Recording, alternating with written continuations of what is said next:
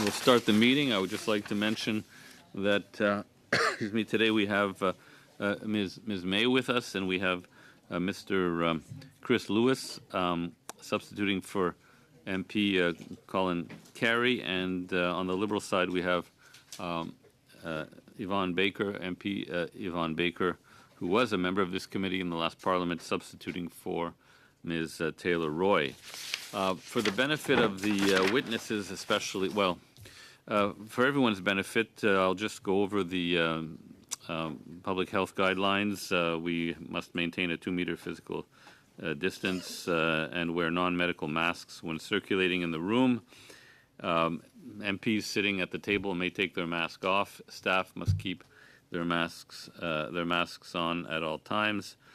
And in terms, and for the benefit of the witnesses, we, as you know, as you can ascertain, it's a virtual meeting or a hybrid virtual meeting, and so when not speaking, if the witnesses and in fact anyone on the screen could keep their mics on mute, that would be appreciated. And when it's time to speak, of course, please unmute your microphone. So we have with us today's the first meeting of our study on fossil fuel subsidies proposed to us by Ms. Collins, and we have 4 witnesses in the first hour. Each witness will have 3 minutes to make an opening statement. With us as an individual, we have Mr. Norman Mousseau, a scientific director and full professor. We have from the the Canadian Chamber of Commerce, Mark Agnew, Senior Vice President, Policy and Government Relations. From the Canadian Labour Congress, we have Larry Russo, Executive Vice President, and Tara Peel, Political Assistant to the President. And from the Explorers and Producers Association of Canada, we have Tristan Goodman, President and Chief Executive Officer. So I would first call on Mr. Professor Mousseau to provide an opening statement for 3 minutes. Go ahead. Bonjour, merci beaucoup, Monsieur le Président. Thank you very much, Mr. Chair and members of the committee. I'm a physics professor at the University of Quebec in Montreal. I'm the director of the Trottier Center. What I'm going to talk to you about today has to do with the work that we did, our energy outlook for Canada, which uses technical economical modeling for the major transition that Canada has to do for the climate. A few observations first. In a few sectors, including the transportation sector, it's hard to decarbonize. So we have to decarbonize quickly in other sectors to make up for this. If we want to meet the objective set by Canada, then the objective of net zero emissions of 2050 will not allow for the introduction of replacement fuels. So we have to seek to decarbonize in all sectors. Natural gas is not a transition solution. The use of biofuels on a large scale is not an acceptable solution for a number of reasons, and that is explained in the brief that I have, but I can't present today. There are a number of infrastructure that use gas and oil, and that is out of date. So all of that renewal, in fact, all that means that we'll have to maintain that over the years, and that will prevent us from meeting our climate goals. So I'd just like to mention 3 principles to apply for the fossil fuel subsidies. First of all, subsidies that are in place today must be there to support the use of fossil fuels, but it must serve the social and economic objectives. If we want to support the fisheries, for example, we have to fund not fossil fuels, but the sector directly. Subsidies that should be granted should facilitate the transition towards low-carbon fuels and should not create obstacles for this transition. And subsidies are often a barrier to decarbonization. And the subsidies should not serve to increase GHGs, including the maintenance or development of new infrastructure, which will contribute to greenhouse gases, but it has to be compatible with zero emissions. Thank you very much.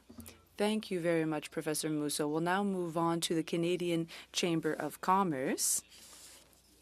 Mr. Agnew, if you'd like to go ahead with your opening remarks, you have 3 minutes. Well, thank you, Chair, and honourable members for the invitation to participate in this committee study on fossil fuel subsidies. Certainly, as Canada's largest business organization with member companies of all sizes and all sectors and in regions of the country, the Chamber, welcomes the interest that parliamentarians have taken in this critical issue. The G7 and G20's voluminous communiques over the years have regularly referenced eliminating fossil fuel subsidies, and certainly it makes for a great soundbite. But unfortunately, I think a lot of the nuance has been lost in the conversation. The oil and gas sector plays a critical part in both Canada's pathway to net zero, since without reliable supplies of energy, there will not be the political conditions that will enable us to have the push for decarbonization. Additionally, we need to have an approach to fossil fuel subsidies that recognizes the regional dynamics within our country. I mentioned earlier the need for nuance, and I want to briefly unpack that with 3 examples that all feed into the simple point that immense capital investment is needed in the transition to net zero. First is carbon capture, utilization, and storage. CCUS plays a critical role in our net zero transition, especially when looking at the 2030 time horizon. Industry is stepping up in a major way, and we are seeing collaborative initiatives such as the Oil Sands Pathway to Net Zero Alliance. CCUS is a prime example of what some would see as a quote-unquote fossil fuel subsidy to industry. Yet CCUS is not cheap, and without this tax credit, there certainly is no credible pathway towards net zero. Second is the Net Zero Accelerator Initiative. We welcome the government launching this fund, which has the potential to play a vital role in de-risking the deployment of new technologies by oil and gas companies and certainly others in the economy to align with both traditional and new business lines. And again, some would peg this as a quote-unquote fossil fuel subsidy, but I think cutting off oil and gas companies, from initiatives like this would certainly make our transition towards net zero much more difficult. The third and final example are multi-sector tax measures such as capital cost allowances. The Canadian tax code is already complex enough. Blocking certain sectors from accessing these types of tax credits would only serve to complicate and in some ways distort the tax code and make capital deployment much more difficult. In closing, as I said at the outset, I hope that the honourable members of this committee will understand that the fossil fuel subsidy issue is not a binary one. Phase-outs might make for a good soundbite, but certainly we urge careful deliberation to ensure that our net zero transition is not inadvertently made more difficult. Thank you, and I look forward to your questions. Thank you. We'll go now to the Canadian Labour Congress. I imagine Mr. Russo will be speaking to us. Oui, exactement. Vous m'entendez? Exactly. Can you hear me? Yes. Thank you, Mr. Chair and honorable members. Thank you. Thank you for the opportunity to appear before you today. My name is Larry Russo, and I am Executive Vice President of the Canadian Labour Congress. Just central labor body speaking on national issues on behalf of 3 million unionized workers, including tens of thousands of workers in the fossil fuel industries. For years, the CLC has been a passionate national and international advocate of just transition measures. So energy and resource sector workers already understand the grim reality of climate change, and they are living it. They get the need to transition to clean and renewable sources of energy, but they insist, and we insist, that the transition benefits workers instead of occurring at their expense. Workers must see their own future reflected in a vision of net zero Canada. Otherwise, uncertainty, resentment, and opposition will continue to frustrate the accelerated transition needed to meet our climate goals. Meaningful, just transition measures that emphasize creating good green jobs, training and upskilling opportunities, and a path to financial security and retirement for older workers are essential. That extends to supports for affected communities and the families of affected workers. Workers and unions must play a role in the decision made about their futures and economic future of their communities. We are eagerly looking forward to a Just Transition Act, that enshrines these principles. The Government of Canada recently committed to accelerate the timing of G20 commitments to phase out or rationalize inefficient fossil fuel subsidies from 2025 to 2033. In our view, inefficient fossil fuel subsidies should not continue to flow to very profitable energy companies. These subsidies, together with current windfall profits in the oil and gas industries should be redirected towards just transition measures rather than being funneled into share buybacks, executive bonuses, and special dividends that benefit a small minority of wealthy individuals. Instead of subsidizing profitable oil and gas companies, fossil fuel rents should be taxed away and spent on just transition and energy affordability measures. Chair, Monsieur le Président, j'ai terminé mon... Mr. Chair, I've exhausted the time allotted to me, and we'll have to stop there. I look forward to answering any questions you may have. Thank you once again. Thank you very much, Mr. Rousseau. We'll now go on to the Explorers and Producers Association of Canada. It's over to Mr. Goodman now. Hello, bonjour. Thank you very much for the opportunity to present today again. My name is Tristan Goodman. I'm the president and CEO of the Explorers and Producers Association of Canada, which represents independent oil and gas producers across this country. First, I certainly recognize that, like other sectors, subsidies, incentives, and supports to aid emissions reduction in the Canadian natural gas and oil sector is not without controversy and historical application. As Canada and the rest of the world grapples with the critical issues of accelerating the application of clean technology and renewables, an emerging crisis of energy affordability, and the obvious issue of energy security, we face the need for a pragmatic approach to energy subsidies that supports all Canadians, our values, and climate ambitions. I should start by saying that the Canadian oil and gas sector is not seeking government subsidies that promote oil and gas exploration. Although these subsidies may have been common decades ago, for example, in the development in the 1970s of the oil sands, they are now a vestige of history, and with well-established sectors, such as we have in Canada, are generally not needed.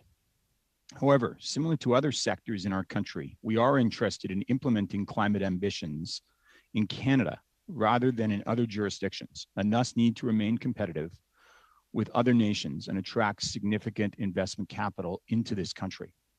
The Government of Canada has implemented a series of globally leading GHG reduction policies that address the climate challenge and are successful in reducing emissions at scale, including from the oil and natural gas industry.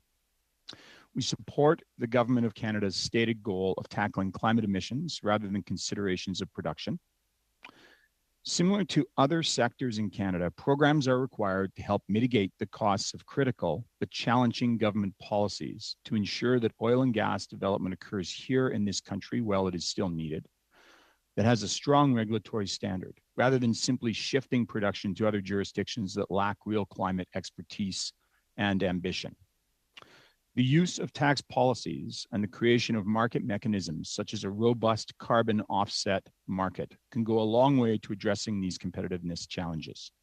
Designed correctly, these type of tax and fiscal policies can be meaningful, effective mechanisms to reduce emissions in combination with a robust regulatory regime, which is now in place.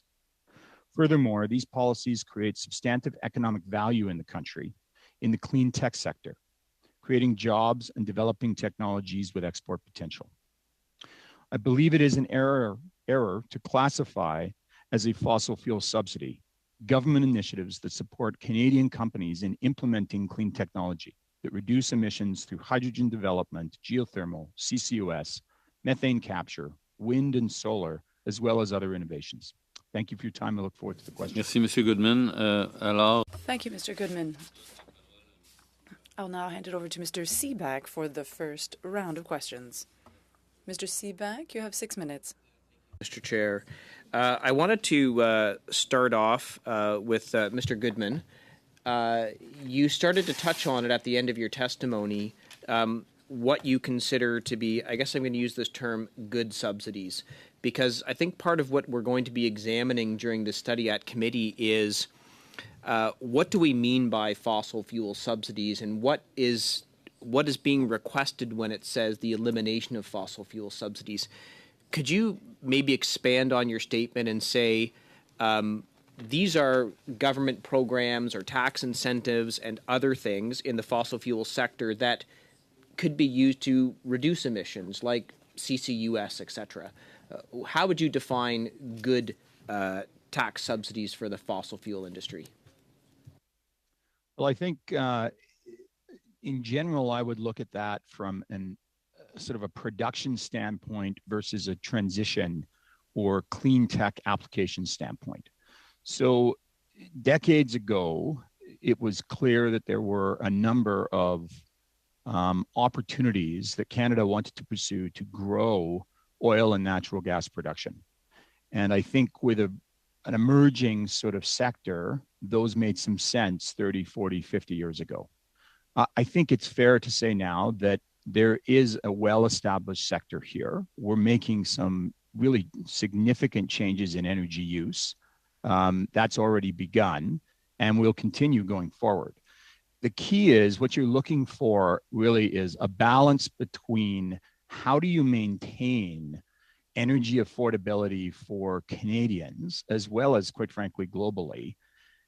And really the problem there is it actually negatively impacts low-income Canadians the most. When you see these sort of prices and you're not getting a response from the oil and gas companies in Canada or elsewhere to grow, prices continue to move up until demand decreases. But at the same time, on the other side, where supports, incentives, and even subsidies work well is in the application of anything that is a clean technology. Some of those are very basic and very detailed. So for an example, in Saskatchewan and Alberta, there's a great opportunity to tie in natural gas that does reduce emissions immediately. That's been recognized by the World Bank, IMF, and others. It's been done before in other provinces in the 90s and into the 2000s. But then you move into some quite innovative pieces where oil and gas companies will seek to transition. And that is things such as the great opportunity with hydrogen, CCUS, and those sort of things. And they tend to be tax incentives or some other form of support. Thank you. And so if someone were saying that an oil and gas company should not be able to have the benefit of, let's just say, some kind of a tax credit or tax deduction for investments in CCUS or other technologies to reduce emissions, because that's what some people, I think, are saying. What would you say to that? You know, unfortunately, I do recognize there are those out there that, for various reasons, they would disagree with maybe perhaps a specific technology, whether it's geothermal or CCUS or some hydrogen aspects. I think that's not valid, personally. I think we're looking for GHG reductions as quickly as possible, and a pragmatic approach has to be taken. The other problem we need to recognize is oil and gas companies move up and down. Many of my members actually simply no longer exist. They didn't make it through the last downturn, and they are now on, obviously, the upcycle. This is affecting Canadian workers as we go through this. So what we want is, we want to make sure that that investment stays in Canada, because what you don't want to do is, and I recognize there's this ambition to say, you know, there is substantive profits within these companies at this moment in time. And the problem is they invest across the world, and their investors will dictate where they invest. And so it's very hard for CEOs and others to put additional capacity in. They have continued to move forward. There's been great gains there. That really can't be debated. It may not, I agree, that it's certainly debatable if it's fast enough or not. Thank you. And how much time do I have, Mr. Chair? About a minute and 15 seconds. Okay. Mr. Mousseau, in your statement, you said that LNG is not a transitory fuel. However, right now, we have 2 steel plants in Northern Ontario that are being transitioned from coal to manufacture steel to LNG. And each transition is going to save 3 megatons per year, which is an incredible amount of reduction. So how can you say that's not a transition fuel with the massive savings we're getting from just one project moving from coal to LNG? L'enjeu vraiment, c'est qu'on parle. The real issue is that we're talking about a transition over 30 years. So any investment that needs to be done within 10 years will help for lost investment. So that is what's at stake here. If we want to go towards natural gas, well, it has to be as part of a transition towards net zero. A 30% reduction doesn't bring us to net zero, which is the objective that Canada has set for itself. So it's in that context, when we do our modeling, we see clearly that any attempt to maintain natural gas will mean that we'll have to do sequestration later, and that will be very costly. And we'll now move on to Ms. Thompson. Thank you, Mr. Chair. And actually, I'd like to continue with the thread around the inefficient fuel subsidies. To Mr. Agnew, the Government of Canada has said that it will accelerate Canada's G20 commitment to eliminate fossil fuel subsidies, completing this by 2023 rather than 2025, and has said that it will develop a plan to phase out public financing of the fossil fuel sector, including by federal government or federal crown corporations. Not all groups agree on what constitutes a fossil fuel subsidy within the Canadian Association of Petroleum Producers, for example, stating that tax measures are not subsidies. So, in your view, what should be considered as a fossil fuel subsidy? Are tax measures subsidies? Well, thank you for the question. And, for all of my sins, I have been involved with work at the G7 and the G20 over the years, where we've, spent far too much time agonizing this over this very issue in the business advisory groups. And, if I'm being, quite transparent about it, the language that you'll see talked about in some of the business groups, because this is a fairly difficult thing to define, is distortive fossil fuel subsidies. So that is how you might see it referred in some of the documents that have come out of the business advisory. I mean, what I would say about the timeline is certainly it's very ambitious to try to phase all of these out by 2023, given the definitional challenges that we face in agreeing what a definition is. And I think, having gone through some of the work that the Auditor General has come up as some of the work that the Auditor General has produced has identified these very, tricky things about how to define it. And I think the risk is we spend a lot of time chasing our tails trying to, define it, but not really getting to the nub of the issue, which I think is what your question was getting at. And I think, Mr. Goodman's answer earlier was a very good explanation of it, in that seeing transition measures should be not something that we are by any means seeking to phase out. I mean, the Chamber's on the record as being very supportive of CCUS. And so I think that would be a very reasonable approach to take to it. And I think, the recommendation that I would give to this committee is not getting too hung up on, is it a tax measure? Is it a capital cost allowance? Is it a grant? Is it a refundable credit? I think you should be looking at what are the outcomes that this policy tool is actually working towards. Thank you. And sort of following through on that idea of the outcomes, in your opinion, what should the key considerations for the Government of Canada be as it plans to eliminate fossil fuel subsidies and sort of phase out public financing in the fossil fuel sector? So a little bit more detail around that. Thank you. So I think one item certainly would be, what would be the impact on our emissions profile? I mean, is it a transition measure that will help, deliver, bang for our buck, if I can use that word? For instance, what will this mean for economic, competitiveness? What will it mean for our trade commitments? Certainly, as the Canadian Chamber, we're always very mindful of abiding by various, WTO and other bilateral commitments where there are disciplines on certain subsidies that can be provided. So those are some of the considerations that I would encourage the committee to look at in its recommendations. Thank you. I'm sorry to continue on in this thread, but I think it's important to clarify.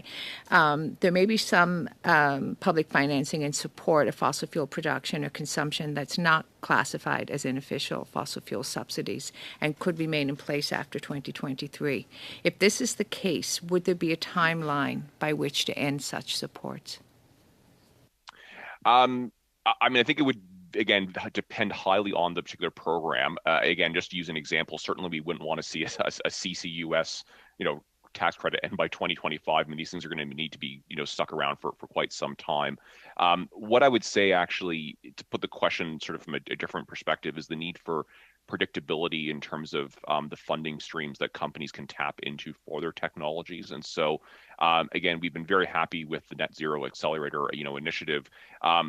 can the government look to make that a permanent funding program? Because what you wouldn't want to happen is every kind of 2 to 3 years, industry is wondering what's going to be around the corner and will this tool be available for us? Because certainly the planning cycles, for these capital investments require people to think, quite a ways in advance, and that doesn't always necessarily align with, parliamentary, budgetary cycles that can, be a little more fickle, if I can put it that way. Thank you. Finally, in this thread, what would be the greenhouse gas emission reductions if such public financing was ended? That's a question I would have to get back to you on in writing, but certainly I can do that. Although, I know witnesses don't like to deflect questions onto others, but perhaps Mr. Goodman could advise on that. Thank you.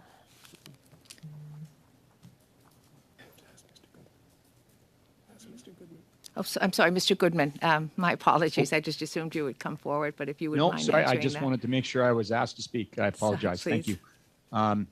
We could certainly examine that. The reality is that it really depends on which particular piece you're speaking about. So what we're looking for is some, actually similar to yourself, some additional definition over what is an inefficient subsidy, what is a subsidy, and it depends really on how that's classified. So again, I think the key here is to look at GHG reductions while preserving, we need to meet the existing demand. And that's sort of the tricky balance, because what we don't want to see is and I thought there was some good comments earlier, during this period of time, we have to be careful with workers in this sector, and we have to be careful with low-income Canadians, because those are the two groups that can unfortunately bear the brunt here if we're not careful during this period. It's not a question of whether we're moving through this. Thank you, Madame Posey. Mr. Chair. Bonjour. Hello, and thank you. Thank you for being here. My question is for Mr. Mousseau. Earlier this month, you made a comment. Well, in Quebec, there was an agreement between Hydro-Québec and Énergir, and it will probably be the Hydro-Québec clients who will pay for this. And you were saying that this approach is incompatible with Quebec's climate goals. So if I take this idea of being incompatible with the practices of the federal subsidies, that is, taking money from taxpayers and making it available to the oil and gas industry in Canada, can you please elaborate on that and see if we could take what happened in Quebec and put it in the Canadian context? Thank you for the question. In the case of Quebec, we have solutions for net zero. So to continue investing in infrastructure that will remain for decades, and that will prevent us from attaining Quebec's goals of 37.5%. In the case of Canada, it's similar. Since the beginning, we've been talking about CCUS.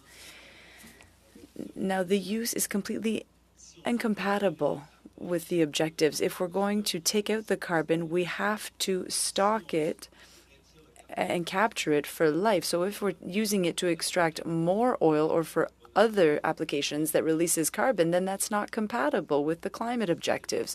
So that's an important aspect. Yes. And Mr. Agnew, Mr. Goodman as well, said, well, you're talking about carbon capture and storage, and that it shouldn't be related to subsidies. So should we conclude that, in fact, these are camouflaged subsidies for fossil fuels, this way of functioning? It depends on the objective. In the context of the Paris Accord, the oil that's exported from Canada and that will be burnt or used elsewhere is not included in Canada's climate goals. So if we bring down emissions but export oil, well, that doesn't count in the Canadian case. These subsidies must go towards decarbonizing all use. Subsidizing for blue hydrogen, which will be at least 89% reduction over the lifeline, over the life cycle could be justifiable because it allows to transform the economy, to subsidize the exports of oil and for capture and storage. Well, that doesn't seem appropriate in my opinion, since we're going towards net zero. The amounts should go towards the transformation of the energy sector.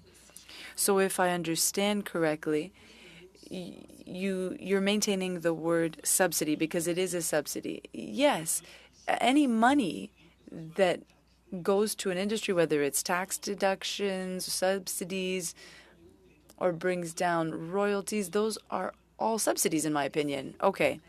In your opinion, are there dangers connected to burying carbon? Yes, there are dangers. We're not very knowledgeable on them, but when we did our modeling, we've seen that it'd be impossible to meet climate objectives for net zero for Canada without performing sequestration. But we're going to keep that at the very end. We have to reduce emissions elsewhere because even in our modeling, by bringing down emissions by the maximum and electrifying, we still have to stock 150 million tons of carbon in 2050 per year. That's a lot. If we take the easy solution and we say, let's keep oil and gas everywhere and we'll just do sequestration, well, we're going to have huge quantities that need to be sequestered and it won't be manageable. Thank you very much. My next question is for Mr. Rousseau from the Canadian Labour Congress. There are groups such as Iron and Earth which are calling on the government for concrete programs,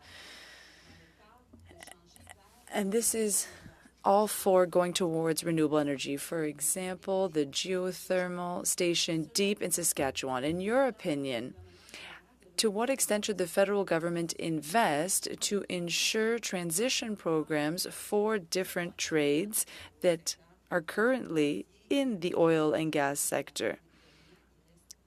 And what do you think about that? You have 1 minute to answer. Very quickly, I'll share my answer and I'll allow my colleague Tara to complete. I want to be clear. Subsidies. In fact, the CLC is not saying that there shouldn't be subsidies. They have to be given to initiatives that will help workers. And Ms. Peel could answer the rest of the question. Very quickly, please, Ms. Peel. Yes, very briefly. As my colleague said, we are not arguing that all subsidies are inherently bad, but if they are properly targeted, subsidies can support the low carbon transition and avoid bankruptcies and unemployment risks associated with this. For example, careful government spending can support worker transitions from fossil fuels to clean energy. And just quickly to speak to the affordability issue that has come up, ensuring affordable energy access in remote and northern communities in Canada is an absolute necessity, and historically some fossil fuel subsidies have enabled this. Thank you. We'll have to go to Ms. Collins now. Thanks so much. And my questions are also to the Canadian Labour Congress. Over the past 3 years, Canada has invested 14 times more in oil and gas than in renewables. And just curious if you think that that ratio should be flipped, and what would it mean for the workers that you represent if the government were to invest adequately in this just transition and in renewables? Well, for the latter part of your question, I mean, that is exactly what we're asking for, to make sure that the investments, and that does include whether it's tax, or the other kinds of subsidies that we're talking about, need to be targeted. We need to make sure that the government, the funding that the government is looking at, is going to help maintain, because the boom and bust economies, and that's what we've seen for 150 years of Confederation. That has to stop. That the whole approach of the industry, once it's not profitable, then the workers are thrown out on the street. We have to make sure that we have a plan going forward. How are we going to support the workers? Can you speak a little bit more about what you'd like to see in that plan for workers in a just transition? Sure, and I'll ask Tara to round that out because there are some specific measures we'd like to see. Go ahead. Sure, thank you. I guess part of the question is like getting a handle on what these subsidies actually are, and it's really hard to for those of us looking to see what these are. But some organizations have quantified these subsidies in the billions, and if you a conservative estimate I've heard, if you take in all levels of government and all forms of subsidies in the range of $4.8 billion a year. Well, that's equivalent to job training 480,000 workers if you look at what the Canada Job Grants provides for worker upskilling. So absolutely, we need to invest in the things that will create good jobs that also drive down emissions. And we know that that's not going to happen overnight. We know that there is a transition, but we need to be supporting those things that help move us in that direction.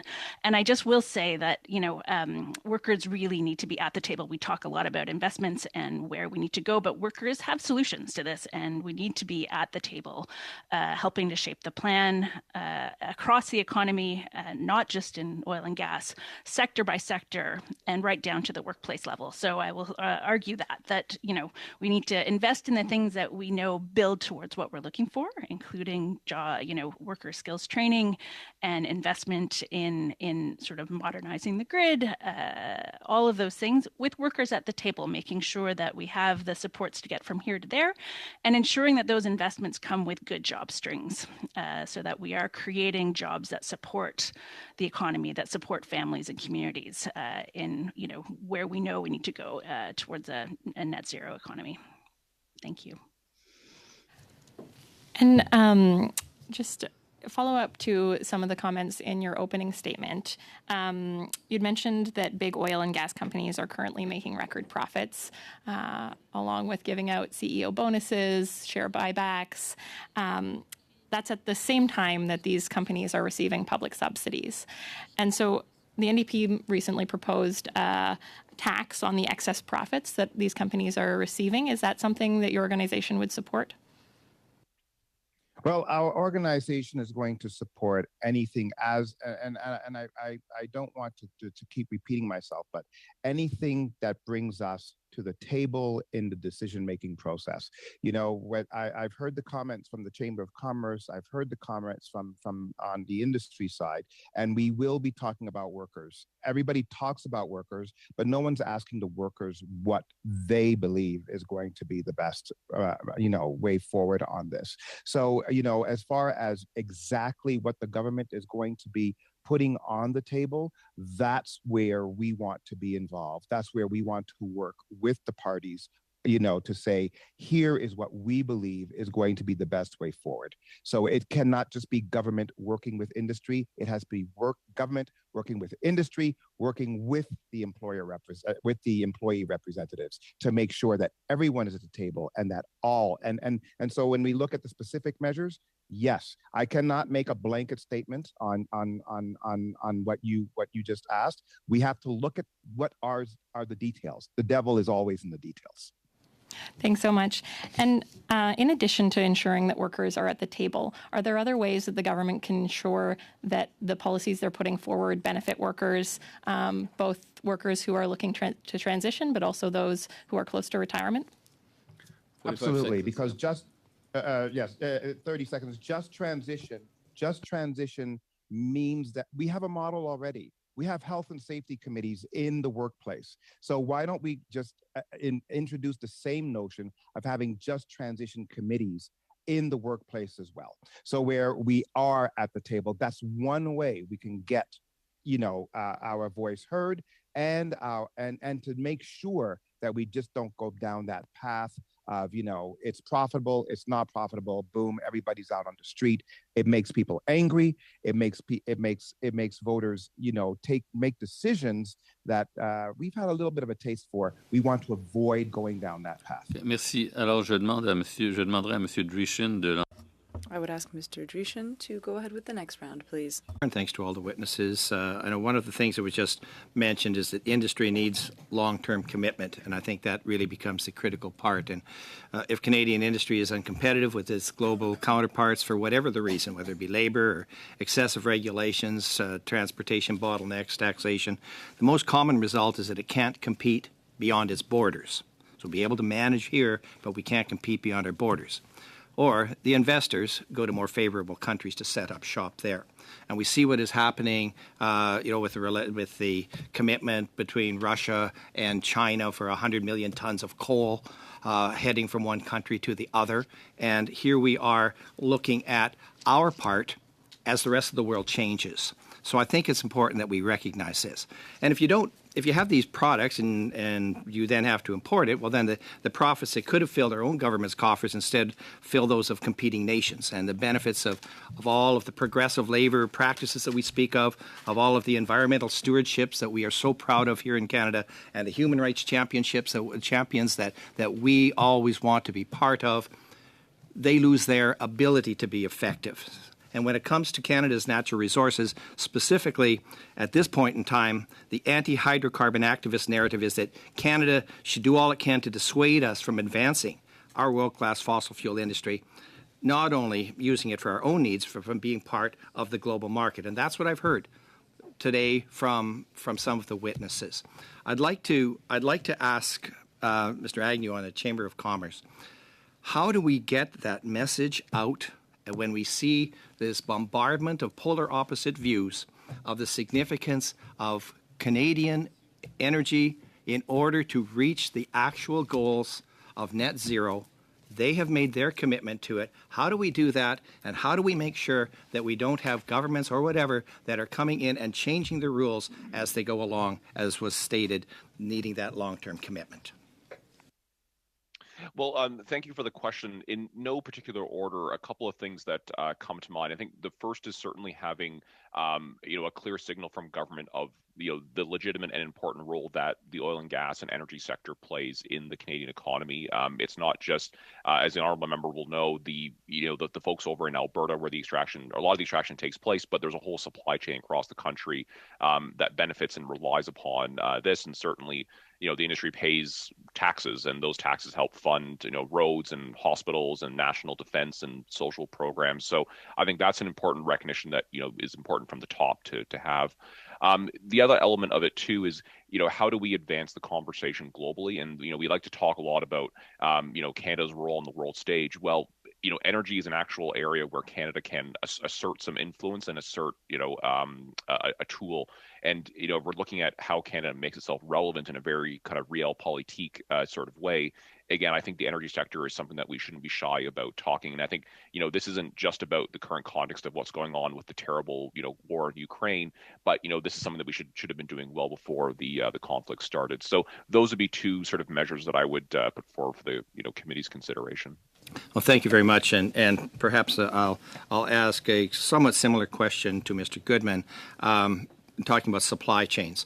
For example, and I am from Alberta, just so that we can kind of put things in perspective, I was speaking with Dow Chemical as they were talking about their initiatives for net zero, how they are going to go through the chemical or through the plastics production and be able to come out with straight hydrogen at the end so that becomes the byproduct, which then as we take money, as Alberta has done, into investments that make a difference, that then we would be able to really see things that we could be selling all around the world and so on. And one of the things that the Dow Chemical had indicated is if we want to talk about some of these other industries that are so important to people, it takes 17 tons of material to build a windmill. 7 tons of that is plastic. You don't get that from anywhere else other than the oil and gas industry. So we have to get that message around. And so I'm wondering and I know my time is going to be short here, but Mr. Goodman, how are you going to ensure that message gets out to people? 30 seconds, please, Mr. Goodman. Certainly. I think that's key. The reality is that what we're looking for here across all of these sectors is, and it helps workers, it helps the oil and gas business, it helps the renewable businesses, is you need to remain competitive. You need predictable and stable policy that is actually equitable and focused on all factors. It's not just one lens. And the key is you need investor confidence. So without investor confidence, you're not going to have that. Thank you. Thank you. Mr. Duguid for 5 minutes, please.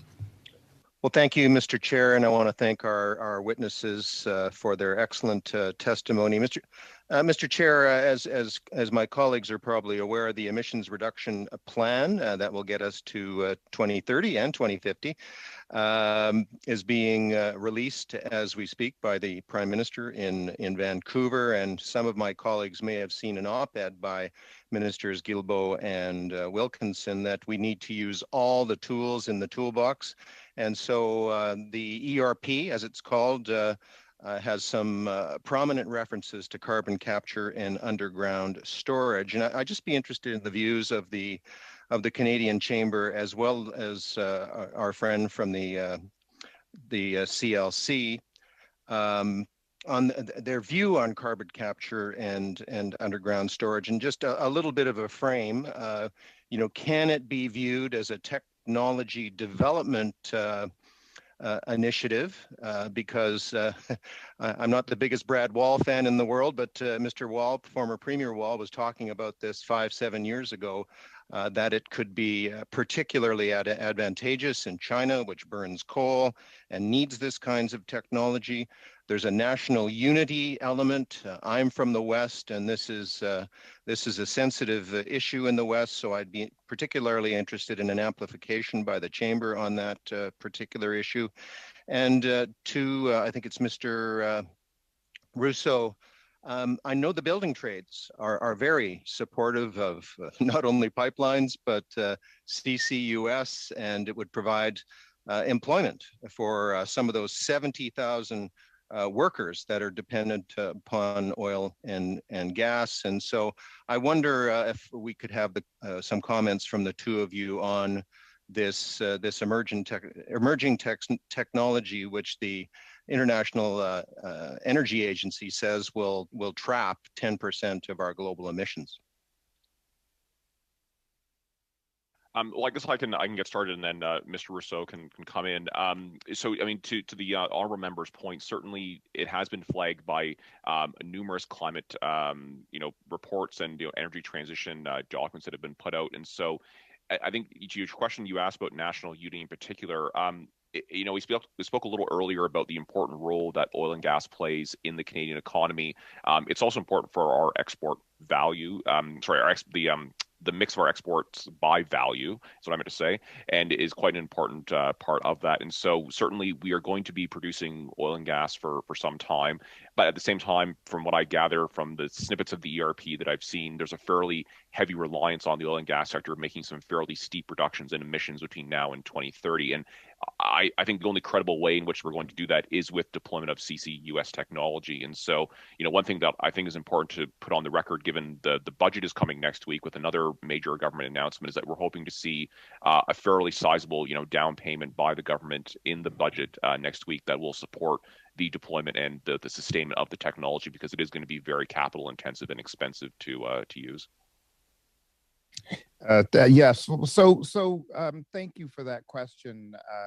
I think that to start with, especially getting back to a previous honorable member's comments, I think that everybody should be quite clear that the CLC, when we represent 3 million workers and when we're talking about unionized jobs across this country, we can't have good unionized jobs without strong industry. So, we have to work together. What we have to look at is what is the path that we're going to take for sustainable employment going down the line. The message that we are trying to get across, we understand investor concerns. We understand profitability concerns. We get all of that. What we need to make sure is that we understand that we just cannot, based on that, turn around and say, well, the workers, whatever. Okay, we just have to make sure that we plan going forward on sustainability, not only for energy, but for employment as well. And I'm going to ask Tara to comment on carbon capture. And as far as the building trades is concerned, I'm going to tell you one thing. Absolutely, We want more jobs, not less. Okay, and whatever we can do to make sure that that happens. But as I said, we have to make sure it happens in a sustainable way. Tara, you can. Unfortunately, we're out of time. We'll go to Madame we? Posey now, please. Okay. For 2.5 minutes. On y va. Donc, je vais. Okay, so I'm going to piggyback on what was just said about capture and storage. Mr. Mousseau, the Global CCS Institute, in its report, said that in the world there are 29 installations like this. Only a few are for storage, and the rest is just to go get the last drops of oil left. So I'd like to hear you talk about the state of progress of this technology, and perhaps make a connection with what you said earlier about bringing down GHGs as quickly as possible. Yes, and thank you for the question. Can you hear me? Pardon me, but it was for Mr. Mousseau. Your last names do sound very similar. There's just the M and the R that's different. Yes, I'd also like to hear Mr. Mousseau on that. Yes, indeed. There's very little infrastructure that does storage. For the most part, it's for reutilization, and that's because of funding, because it helps to fund the infrastructure. There are no installations that reach levels of 90%. So doesn't mean that it's impossible to do, but we will have to invest and develop the technology and make sure that we deliver. But given this uncertainty, it means we can't just focus on oil. We first have to remove the use of gas and oil everywhere that's possible. We have to invest in CCUS and stop other subsidies for the use of oil elsewhere so that we don't stay stuck in oil use elsewhere in the Canadian economy. So, Mr. Rousseau, I'd like to hand it over to you. Do you have something to add? I don't have anything to add. Mr. Mousseau explained it very well. Thank you. All right, then. One last question, then. Comment. Rather, earlier I was asking a question of Mr. Mousseau on the dangers related to burying carbon. I'd like to hear about issues related to the transportation of carbon. Well, it can go through pipelines, so infrastructure has to be sturdy enough. And if we want to make sure we do that economically, we'll need very localized sites for the transportation of that CO2 that is going to be buried. Because CO2 is heavy, it will stay near the surface. There are issues around health and safety, but we don't have a choice. Thank you. Thank you very much, Ms. Collins. Mr. Chair, and maybe to follow up to Mr. Mousseau on what you were just talking about, 80% of captured carbon is used for enhanced oil recovery. The only proven market for CCUS right now is enhanced oil recovery. And I'm going to quote from the letter written by 400 academics, experts. Effective solutions to achieve deep emission reductions in the next decade along a pathway to zero emissions are already at hand, including renewable energy, electrification, and energy efficiency. Funding CCUS diverts resources from these proven, more cost-effective solutions that are available at the timeframes required to mitigate climate change. Despite decades of research, CCUS is neither economically sound nor proven at scale, with a terrible track record and limited potential to deliver significant cost-effective emissions reductions. I'm curious if you agree with those words. Oui, je suis d'accord avec. Yes, I do agree. On the other hand, our modeling has shown us that we absolutely have to put in place all reduction measures possible. But we'll also have to invest in capture and storage, not utilization, but storage. Otherwise, we won't reach net zero. Thank you so much.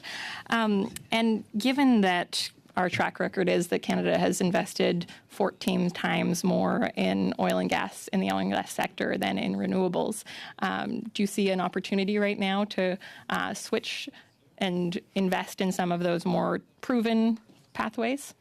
Absolument. Absolutely. We must invest in electrification of a number of processes, heating, transportation where possible, to try to bring emissions down as much as possible. So definitely we have to double down on that front rather than supporting new developments in the oil and gas sector. Quick last question to the Canadian Labour Congress on really the making sure workers are at the table. We know that the government has met with oil and gas lobbyists 6,000 times. Is it concerning to you the overrepresentation of and say that the oil and gas lobby has on the current government? And would you like to see more representation for workers and a voice for workers at the table? It's more or less a yes or no. That's what we have time for. But go ahead, Mr. Russo. Yeah. So yes, and yes. I mean, okay, good. Like those answers. Okay. Thank you very much. I apologize for that, but we have time constraints. Mr. Lewis. Well, thank you, Mr. Chair. I understand 5 minutes. Do I have 5? Is that correct? Yes, you do. Yeah, thank you very much. Well, committee, thank you for the honor to be here today. First time on Environment Committee, so pretty cool. My first question to Mr. Russo, sir, you had mentioned a couple of times in my capacity or portfolio of as Shadow Minister for Labour for the Conservative Party of Canada. I'm listening with very keen interest to all of your remarks, and I think it's fantastic. And so I thank you for your remarks. And so I'm wondering, you had mentioned a few minutes ago, you had mentioned that, it doesn't seem as though government's really coming to the table. I actually introduced a private member's bill last Wednesday, Bill C-241, and that is specifically for tradespersons. And I know in your last remarks you mentioned about tradespersons and what they need, and it's a deduction of travel expenses for tradespersons.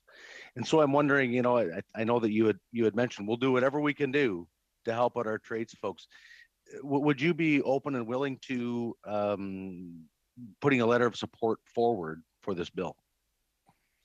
Thank you for the question. And as I mentioned earlier, the CLC is not arguing against subsidies. Okay, number one, and now you're talking about a tax deduction. So I'm very interested in seeing the draft of your bill, sir. And if you could flip that to us, I'll certainly ask Tara Peel to reach out to you so that we could see it. And, the devil's always in the details, as they say. But just from what you're saying, we are keenly interested in seeing what that is all about. And, let's make that happen. And if it is what I think it is, let's make it happen. Absolutely, we're willing to work with everyone. Okay, as long as it's in the interests of the workers. Thank you very much. Dynamite, thank you. And then through you, Mr. Chair, back to the same witness. So, what will phasing out, or what potentially could phasing out fossil fuel subsidies to the workers and jobs if the transition to other types of energy happens too quickly?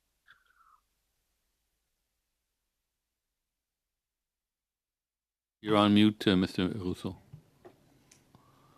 Who is that addressed to? Who's that? Yeah, was that sorry. addressed to? I'm sorry. Yes, I'm sorry, Mr. Chair. It's through you to Mr. Russo. Yeah. Okay, could you just repeat that question one more time, please?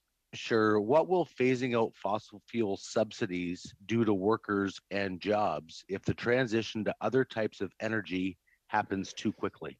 Your guess is as good as mine, but we'd be certainly concerned about it because that's a very, very good question. I don't have the answer to that question right now, but it's certainly something that should be taken into consideration by all parties, government, industry, as well as labor, because that could very well happen. I think it's an excellent question. We should talk more. Thank you, Mr. Russo. Let's do that for sure. Mr. Chair, through you to Mr. Agnew. So, we talk about a lot about with regard to Russia and Ukraine. What will the Russia-Ukraine conflict have on the strategy of phasing out fossil fuel subsidies now that international fossil fuels will be in higher demand? Well, I think, without sort of sounding too cute about it, I don't think it is an either or, equation. We are going to have global demand for oil and gas, products for, many years to come.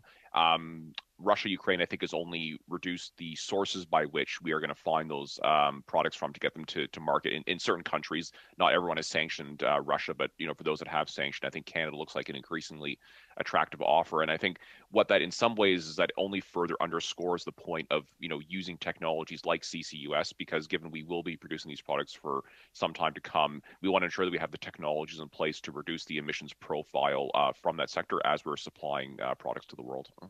Thank you, Mr. Agnew. I know I'm down to 40 seconds, and so all I'll say is Russia sanctions Canadian oil, perhaps, and also sanction me. So I'm good with that. With that, Mr. Chair, I will concede the rest of my time. Thank you. Thank you, Mr. Lewis. We'll go to Mr.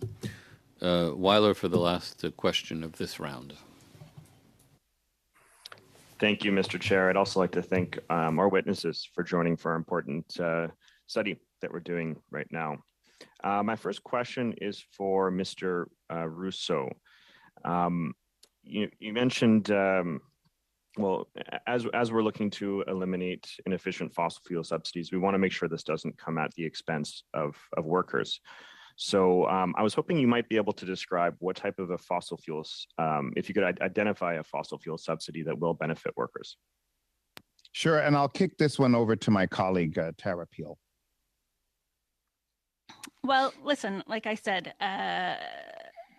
government, the way you target government spending to support workers through the transition from fossil fuels to a net zero economy, which we know that is happening. And we know that this is not going to happen overnight. So directing supports to ensuring that workers have the training that they need so that they can succeed and thrive in a net zero economy, making sure that if workers need to move to follow the work, that they have the supports they need to do that. Making sure that the new jobs that we are creating as we invest in greening the grid, invest in renewables, invest in those things, that those jobs are good jobs. Workers are not afraid of hard work. It is workers' hard work that has built this economy, and we are ready to step up and do the work that is needed to build a net zero economy to protect us from the worst impacts of climate change. But we need those supports to be targeted towards making sure workers and communities can thrive in this net zero and not going into CEO bonuses and share payouts and that kinds of things, right? Like we know the kinds of efficient subsidies or supports that will put workers on the path to succeeding. And when workers succeed, the country succeeds. So we're ready to step up and do this work together, but we need to be at the table. Thank you very much for that answer. My next question is for Mr. Goodman. I was hoping you could explain to our committee, through you, Mr. Chair, what effect would the total elimination of efficient subsidies have on the decarbonization of our energy sector? And is it possible that would in fact actually slow the move to net zero? Assuming by efficient subsidization, you're actually targeting the application of renewables or clean technology into the oil and gas sector, yes, it would distinctly slow that, whether that be hydrogen, electrification, CCUS, and others. There's certainly debates over the specifics of those, where they apply and where they don't. But to think that without government supports, companies would undertake that simply on their own, investors are probably unwilling to do that, and investors largely sit outside the country. The key here is, I think we're talking about hundreds of millions or billions of dollars, when really you need international investment in the trillions of dollars to move through the changing energy use, the energy transition. And the reality is that you're going to have to ensure that governments can do their part, but you do need international investment to come into all of these sectors, including my own. Thank you for that answer. Next question I have is for Mr. Musso. You mentioned in some of your answers earlier that carbon capture, utilization, and storage will play a critical part. I think 10% was the amount that was mentioned as part of Canada's emissions reductions. And you also mentioned the importance of blue hydrogen as one of the pathways for reducing emissions in Canada. I was hoping you could speak a little bit more to that point and where the government policies are best placed to be able to assist in that type of a decarbonization pathway. 45 seconds, s'il vous plaît. 45 seconds, please. First of all, there's no utilization. We're talking about sequestration. So you have to take out the utilization. For blue hydrogen, this is a way to get energy which will balance electricity and could play a role, especially in certain regions of Canada, in transportation, for example, and definitely in industry, and possibly in buildings. So this is an energy that we'll have to use to try to balance energy sources that will be required. Thank you. Thank you very much. So we're now at the end of our first panel, the panel which launched our study on fossil fuel subsidies. I'd like to thank all of our witnesses for their testimony, which will contribute to our report. So thank you very much. We're going to take a brief break to allow the next witnesses for the second panel to connect, and we will continue on at that time. Thank you very much to all the witnesses. Thank you for joining us today.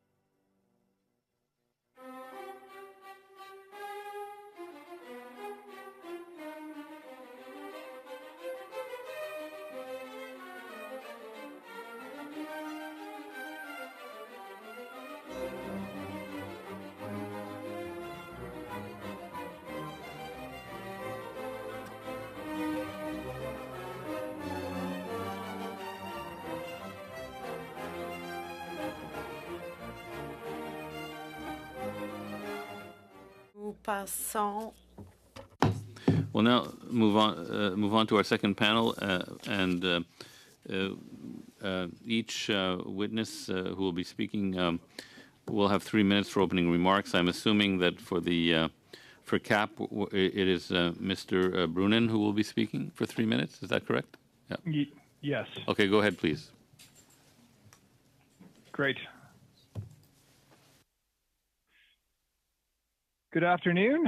Thank you for having us today. My name is Ben Brunin. I'm Vice President of Oil Sands and Fiscal Policy at CAP, and I'm joined by my colleague Shannon Joseph, VP Government Relations and Indigenous Affairs.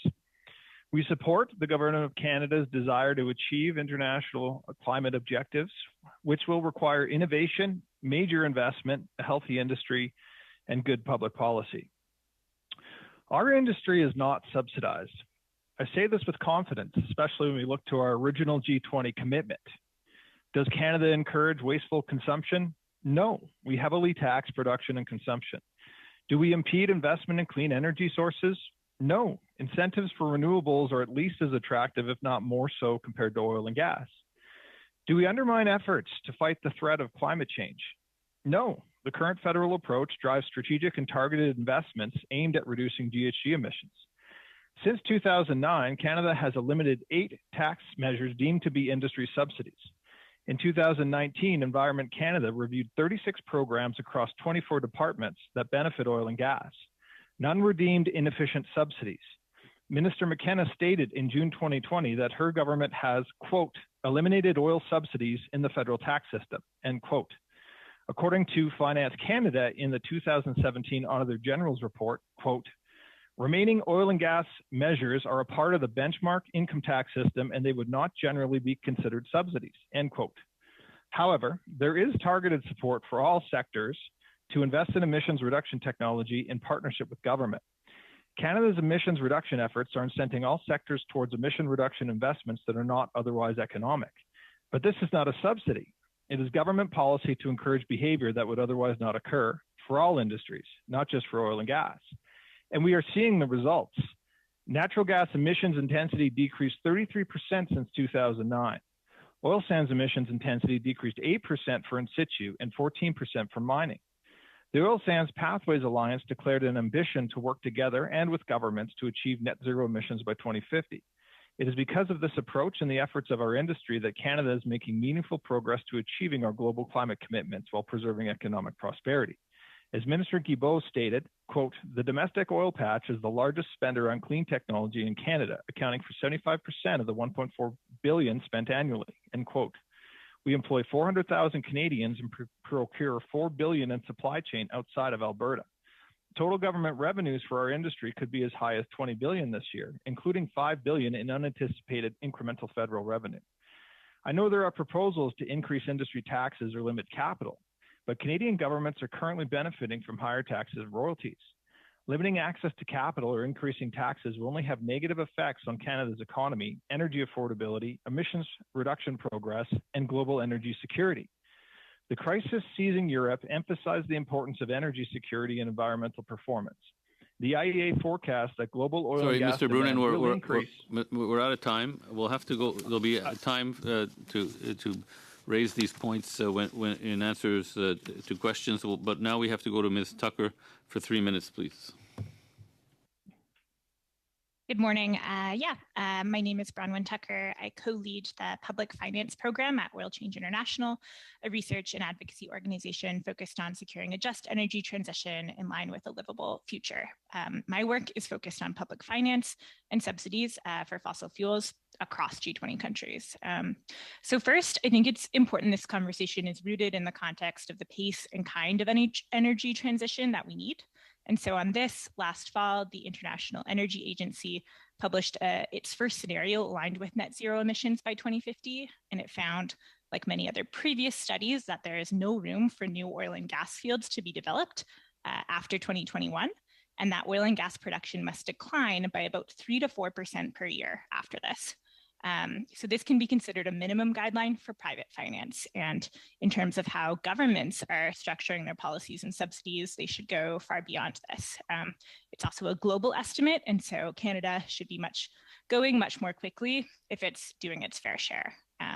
So I think the bottom line is that the cost of not having a just and orderly transition away from fossil fuels is much more expensive in terms of dollars, in terms of good jobs, and in terms of like human lives and suffering, that not acting is much more expensive. And so in this context, it's clear that the definition of an inefficient fossil fuel subsidy is any fossil fuel subsidy. And so this does not include support directly to fossil fuel workers and communities to transition, which is desperately needed. The most egregious subsidies are production-based. And so these are ones that promote carbon lock-in, meaning they commit us to infrastructure that is legally and financially designed to operate for decades to come. And so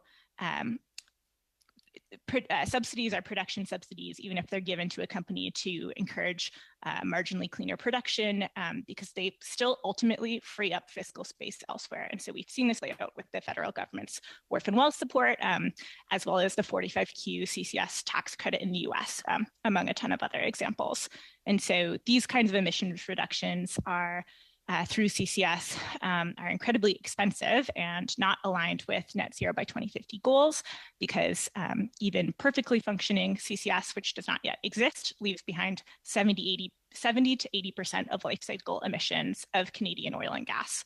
The most egregious federal production subsidy in Canada is Export Development Canada's $13.6 billion a year on average in government-backed and often preferential support for oil and gas.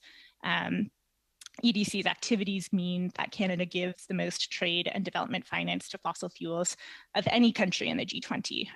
And this EDC money also contributes heavily to Canada's worst ranking score among OECD G20 countries for all oil and gas production subsidies. Okay. And ultimately it means we'll have to that stop more there, oil and gas unfortunately. projects go forward. But there'll be time for answering questions. Last but not least, Dr. Kim, please.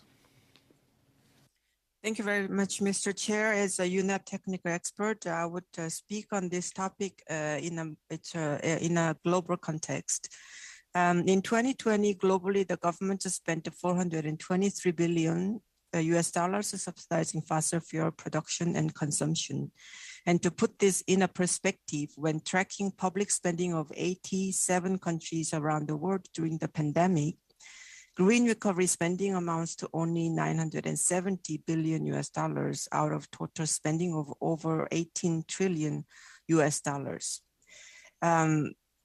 We believe that the reform of these inefficient fossil fuel subsidies can address the triple planetary crisis, namely climate, nature, and pollution.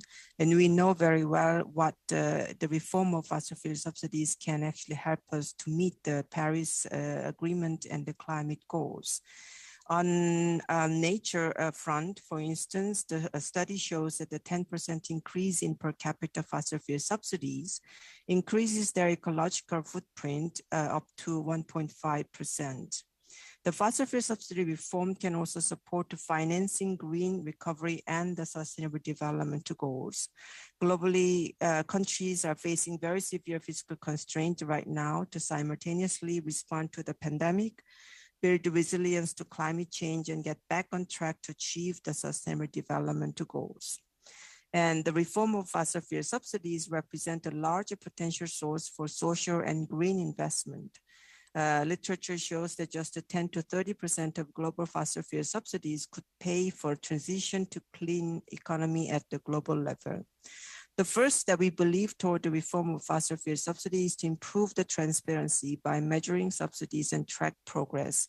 UNEP, as a custodian to the SDG 12C1 on measuring fossil fuel subsidies, is supporting countries on measuring and reporting fossil fuel subsidies as amount of fossil fuel subsidies per unit of GDP in a partnership in many countries.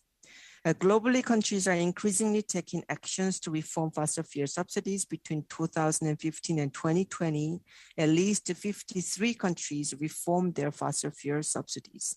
Overall, the successes and the failures of past subsidy reforms illustrate the economic and political complexity and underscore the need for tailored and effectively designed reforms. The current context of rapid increase in energy prices may make it all more politically challenging to address fossil fuel subsidy reform. However, it is important to note that the fiscal burden they bring is also swelling, and countries which fail to address the issue early on will pay a costly price later on. So we highly encourage Canada to continue its commitment to undertake the G20 peer review and advance internal reform efforts as committed under G7 to phase out by 2025 and encourage and enable others to follow suit. Thank you very much. Mr. Mazer.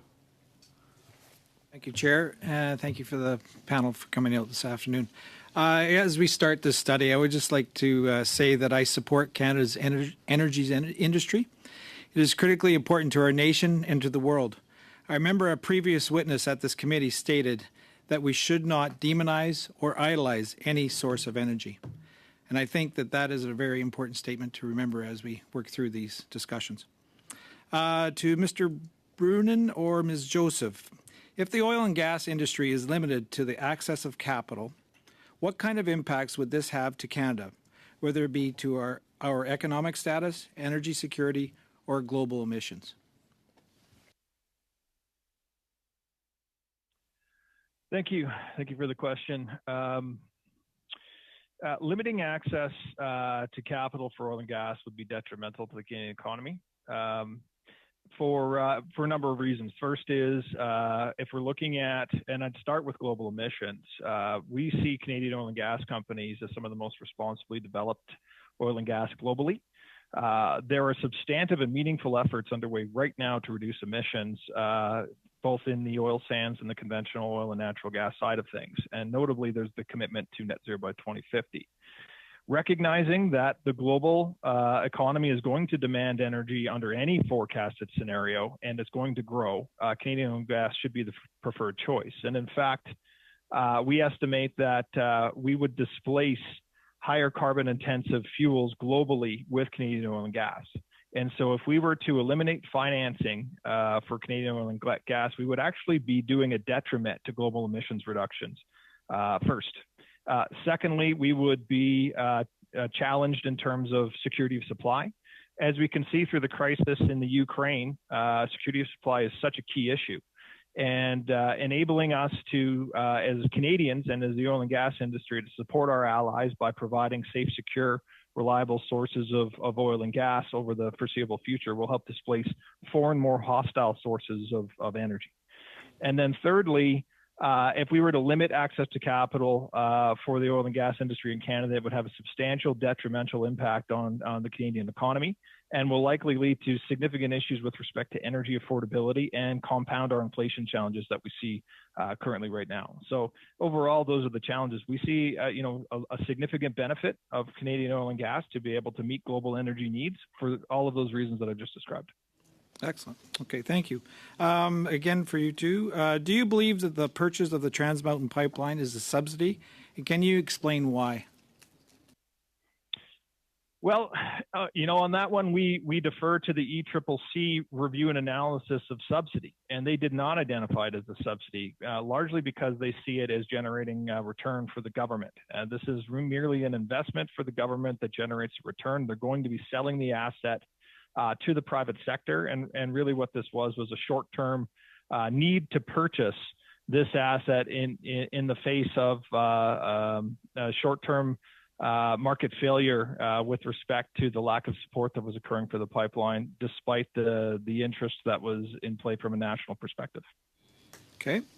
And again, for you too, all sectors in Canada are being asked to reduce their emissions, and there are many government incentives to do so. Can you explain why these are necessary to reach Canada's climate ambitions in your sector and others? Investing in emission reduction technology is often unproven and can be substantially costly. In terms of from a private sector perspective, I think for all aspects of the economy, we would be looking for incremental costs that would be borne, that would be difficult to support from investors, particularly investors that are looking at investing on a global basis. If we simply, can't provide the returns to these investors, they'll simply invest in other jurisdictions or globally. And so there is a market failure here, and that's where the role of the government comes into play for all industries. If they could incent activity and technology that will help reduce emissions while maintaining sort of competitiveness and economic prosperity, that's where there's that achievement of a mutual benefit in terms of government policy objective as well as economic prosperity. And if I can just add one point, it is that Canada is really beyond low-hanging fruit in terms of emission reduction ambition. And to go beyond that low-hanging fruit is going to require innovation by all sectors and investment. Excellent. I got about a minute left, Chair. If Canada were to shut down, this is for you too as well, if Canada were to shut down our oil and gas industry or cancel every so-called subsidy that would be referenced to in this study, how risk-prone are we to an energy crisis in this country?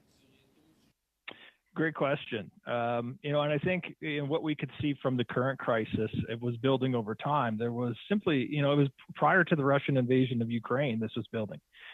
There was underinvestment occurring globally in oil and gas, largely as a result of the sort of focus on transition. And it's, I think, illustrative of the duration that's going to be necessary to sort of transition our economies. We expect that we're probably going to be 30 million barrels per day short by 2030 in terms of global demand. And so if we were to sort of starve or cut off any sort of financial equitable support for the industry, and this isn't a subsidy, this is so much as sort of the benchmark tax framework, this would diminish investment and only create an additional energy crisis. Thank you. You're welcome. Mr. Longfield. Thank you, Mr. Chair. And I'd like to continue on that line of questioning with Mr. Brunin and Ms. Joseph. When we're looking at the innovation in this sector and carbon capture and storage being one of the Canadian innovations that's coming forward, largely Canadian, that's also impacting the concrete industry, some high emissions that come out of industries that are not oil and gas related. Could you comment on the funding going into new technology being it's a non-efficient subsidy when it's not going into innovation. So could you comment on how this isn't or could not be looked at as an inefficient subsidy? Mm-hmm. Absolutely. So looking at the term, so there are absolutely no production subsidies for oil and gas whatsoever. And in terms of inefficient fossil fuel subsidies, the sort of the framing is, to what extent are the supports achieving or delivering and effective at achieving and delivering government policy objectives? So that's sort of the opening frame. It's the frame that both ECCC and federal finance have looked at. And then in conclusion, they've identified that the clean tech investment support, such as CCUS, discussions such as sort of the net zero accelerator, those are sort of efficient in the sense that they are working towards achieving investment in technologies that will reduce emissions. And the other piece to sort of keep in mind when we look at the definition and approach to subsidies, to what extent are these tools or levers available across the entire economy? They're not specific to oil and gas. And that is the case with CCUS, and that is the case with any of the clean tech funding that the federal government is undertaking. Thank you. That's the key point I was looking for. I have to interrupt because of time, but you've hit on my key point that it's not just oil and gas. So thank you for that that testimony. And Dr. Kim, I'd like to shift over to you in terms of what we're doing internationally. Internationally through our G20 commitments and in the definition of non-efficient subsidies, the work that is going on globally in that area and where Canada is committed to that work through the G20 and how we're working with Argentina on providing a global definition on non-efficient subsidies. Could you comment on where we're at in terms of that work that's going on internationally? Thank you very much for the question.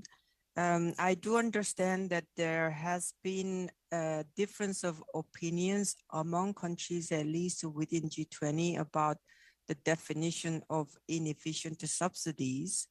But if you look at the latest review done by Italy, for instance, where there actually have been a lot of recommendations shared for Italy's review, Italy defined that any subsidies that actually go to fossil fuels inefficient.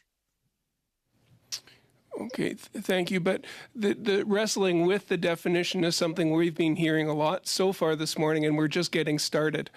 So there is context internationally that there isn't a broad consensus. Italy has one definition, but I think we'd also see the World Trade Organization has a different definition of inefficient subsidy. Let me just clarify that because you are actually questioning about the G20, I just mentioned about the difference of opinions within the G20 context.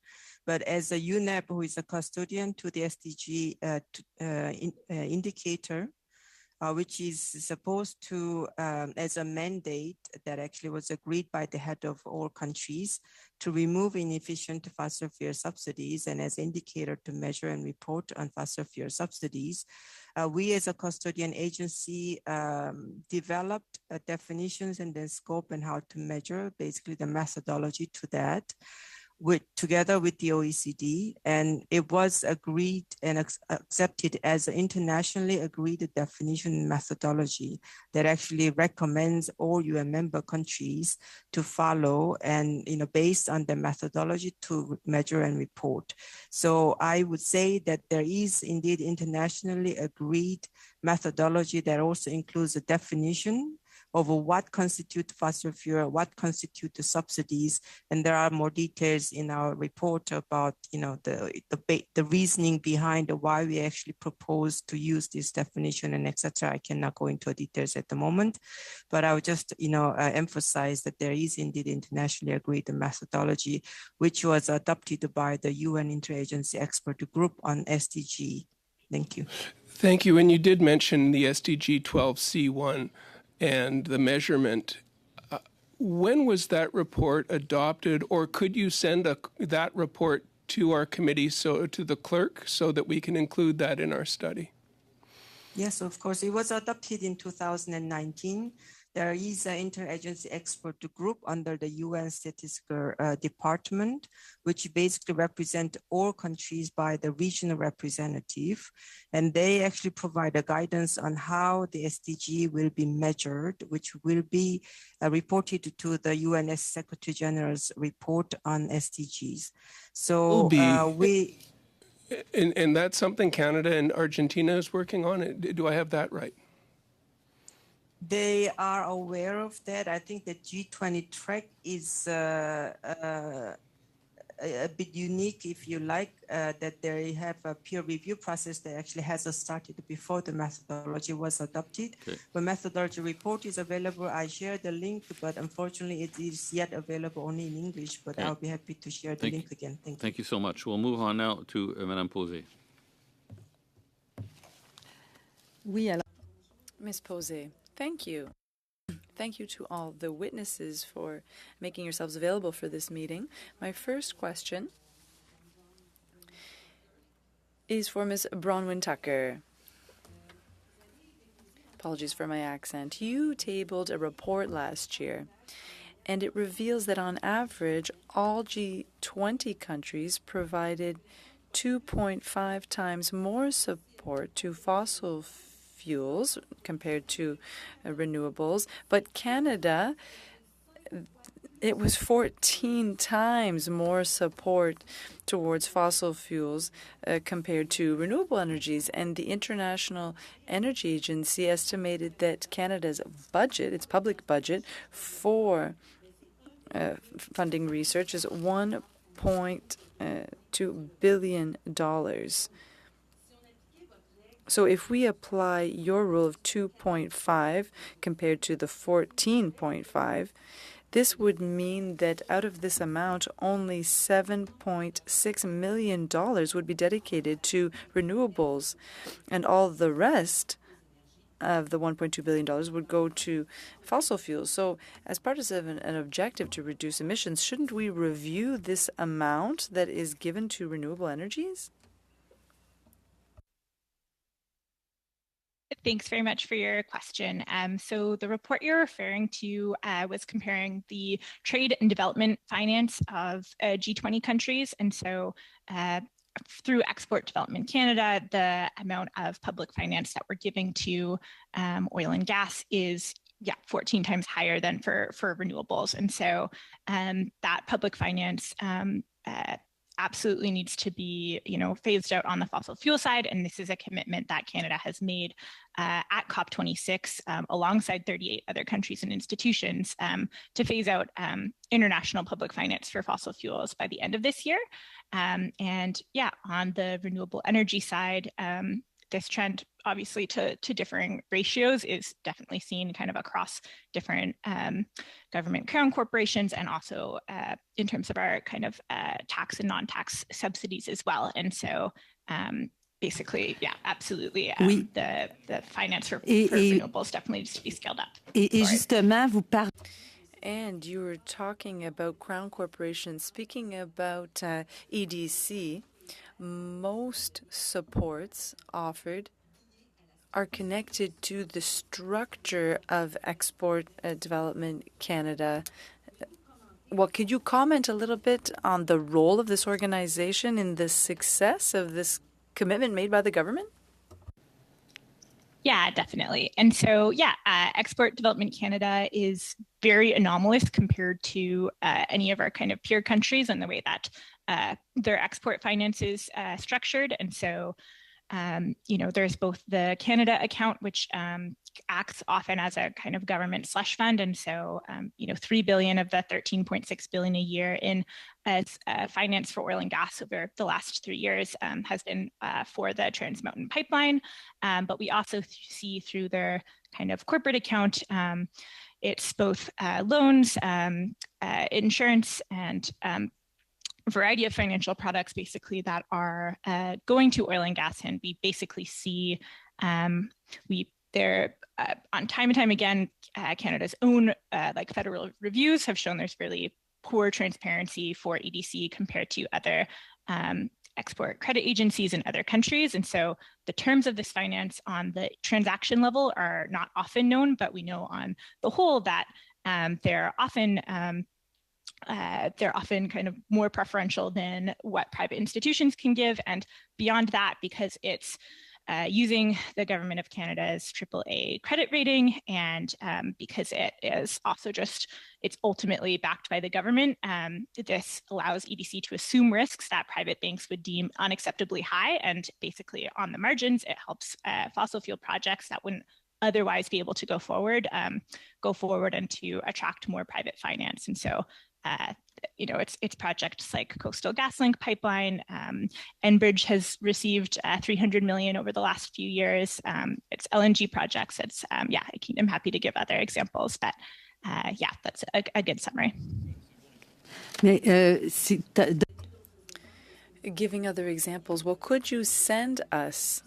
It doesn't have to be an 800-page report, but if you could send us a few examples. Do I have time left, Mr. Chair? About 45 seconds. Ms. May, do you have questions? Thank you, dear colleague. About 40 seconds. Okay. I'd like to ask the representative, Mr. Brun from the Canadian Association of Petroleum Producers, when he says that that his organization hasn't done anything to promote fossil fuels or fight against climate change, is he unaware of the efforts made in the media, particularly the signed agreement with the newspaper chain that includes the National Post, that organization editorially support and promote fossil fuels and work against climate change information? Are you unaware of that agreement? It was covered in the Globe and Mail a couple of years ago. We are unaware of that agreement. Okay, well, that takes us to 6 minutes. We'll go now to Ms. Collins. Thank you, Mr. Chair. First, to Oil Change International, and Canada gives out more money to big oil than any other country in the G20. At COP26, Canada adopted the Glasgow Climate Pact to accelerate efforts to phase out fossil fuel subsidies. In your opinion, and from your perspective, where does Canada stand with regard to our international peers on this commitment? Yeah, so they are ranked last in the G20 based on basically 2018 to 2020 finance, and that is consistent across like previous reports as well. So EDC for a long time has given really outsized amounts to the oil and gas sector. And so, yeah, it's by far the largest financier of oil and gas that signed this agreement at COP26. And we have seen the UK as well as the US already put in policies to amend how they give their export finance that rule out almost all oil and gas. And so I think basically looking at comments from EDC as well as from ministers and MPs as Canada looks to implement this agreement, I think there's definitely concerns, that we've seen EDC itself state that it's difficult to separate out what of its finance is international versus domestic. And in terms of impact, in terms of climate or economic impact, there's no trend along geographic lines. And so our clear recommendation here that's aligned with climate science is that it should be, implementing this commitment means phasing out all federal public finance fully and without loopholes for CCS, gas or blue hydrogen. And both the US and the UK policies, as well as other public finance policies like that of the European Investment Bank, are really good templates that Canada's now kind of well behind. Thanks so much. And you spoke a lot about Export Development Canada, the billions of dollars they're giving out in public financing. If the government is going to make good on their promise to end public financing of fossil fuels, including through crown corporations like EDC, we need to support this policy change quickly. What are your recommendations for changes that the government should make to the Export Development Act to stop funding fossil fuels and align with a 1.5 degree future? Yeah, so definitely those three policies that I just mentioned are kind of excellent policies. They are for the UK and the US. They're whole of government approaches. And so for us, EDC is like by far the largest source of public finance, but there are other agencies that give smaller amounts. And so having a whole of government approach that bars that going forward is needed, and exclusions of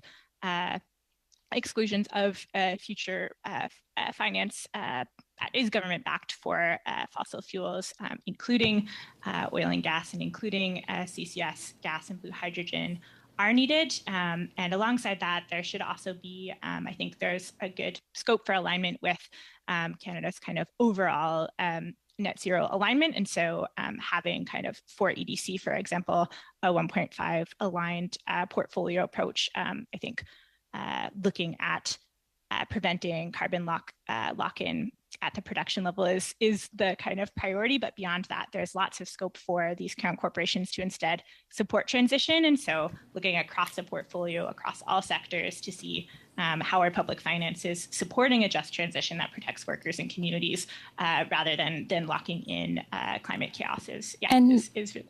You had mentioned transparency is a big issue. What changes would be necessary to ensure we have true accounting of how much money is going to fossil fuels and how the money is being spent? Yeah, so Export Development Canada is supposed to undergo a legislative review every 10 years, and the one in 2018 was never completed. And so that report there's a report that was tabled under Jim Carr in 2018 that never went to parliamentary committee. And there's strong recommendations there in terms of transparency on reporting that EDC is not meeting. And so, yeah, it's at the project and transaction level, often details on companies or amounts missing, the kind of finance that in terms of like financial product that are being given is often missing. And yeah, on the climate side, there's definitely looking at peers, we're also behind in terms of also looking at the carbon footprinting of energy investments for sure, but across the whole portfolio as well. That piece is also needed, and we're seeing kind of Canada fall rapidly behind peers on that front as well. And then lastly, I think just in terms of the kind of ahead of large investments that have a large potential Indigenous rights or human rights or environmental impact. The kind of notice period is often at the kind of OECD minimum rather than actually having that proper notice to do real consultation with communities that are potentially impacted and give that space for civil society or companies or others to comment. Yeah. Thank you very much. We'll now go to a second round. I'm going to have to shave 25% off everyone's time so that we can arrive on time, and arriving on time always makes all passengers happy. So that's what we'll have to do. Mr. Dreesen, for 4 minutes, please. Thank you very much, Mr. Chair. And just a couple of points, and perhaps Dr. Kim, I would go to you first. You had mentioned your concern about the cost of human lives and so on. And of course, this is a strong narrative of people at this point in time as they talk about climate change. But of course, if we actually look at the metrics, lives lost in the last 200 years having to do with energy-related, climate, weather-related issues has dropped drastically, and I'm just wondering if this is being calculated as an offset when you speak about human lives and human suffering because of climate change. And I would preface that with the situation. You start taking away jobs, and you want to look at human suffering. Indigenous business leaders are on side with natural resource sectors, and so the discussion around this table in many ways today is what can we do to stop that. We also have to understand that we're talking about human lives there. So has there been any calculation done from your organization in this regard? Thank you very much for the question. If I may clarify that when I was actually talking about the lives lost, I was talking in the context of air pollution. There is a lot of a hidden cost associated with the fossil fuels and then the fossil fuel subsidies, which are not very well known. And this was based on the study done by IMF on fossil fuel subsidies and impact of removing fossil fuel subsidies. Thank you very much. I appreciate that. And I suppose I would like to go and to talk to Mr. Brunin right now. How committed are Indigenous investors into our oil and gas industry in Western Canada? So I'll take that for Cap. So today, the oil and gas industry is a significant partner with many Indigenous-owned businesses across our operating areas. Our oil sands alone to about $2.4 billion in businesses with those Indigenous-owned businesses, and of course, many of these nations and communities are now seeking equity stakes in projects. Most recently, a 10% stake was acquired by 10 First Nations in the Coastal GasLink pipeline. So this is an important part of the Canadian economy, the Indigenous economy. And, I guess I would point out as well that, this is going to be very impactful, and not all these things can be easily transitioned away. I think I'll just kind of leave. I have a minute or so left. When we hear a lot about, make sure that we tax these people because they're making money. Well, I assume that those that are going to invest in solar panels and windmills and so on plan on making money as well in the future. So we've talked earlier about long-term commitment and governments actually sticking with the plan and having, so that people will know, investors will know. And I'm just curious, who is going to be paying for the added costs when we have to recycle and repurpose products that come from solar panels and windmills? Is it going to be those investors that are engaged with that, or is it going to be the taxpayer? And perhaps, Ms. Tucker, you could weigh in on that. 30 seconds, please. For sure. So we can see across all jurisdictions that for least cost of energy across the life cycle, that renewables are cheaper to build, even from scratch than fossil fuels at this point. And so that's in Bloomberg models, it's in IEA, and the costs of cleanup for oil and gas are considerably higher. And we're seeing right now, you can go back to Parliamentary Budget Officer reports of those costs, escalating. So thanks very much. Mr. Baker for 4 minutes. Thanks very much, Mr. Chair, and it's great to be back at the Environment Committee with my colleagues. And thank you to the witnesses who are here today. I'd like to start, Ms. Kim, with you, if I may.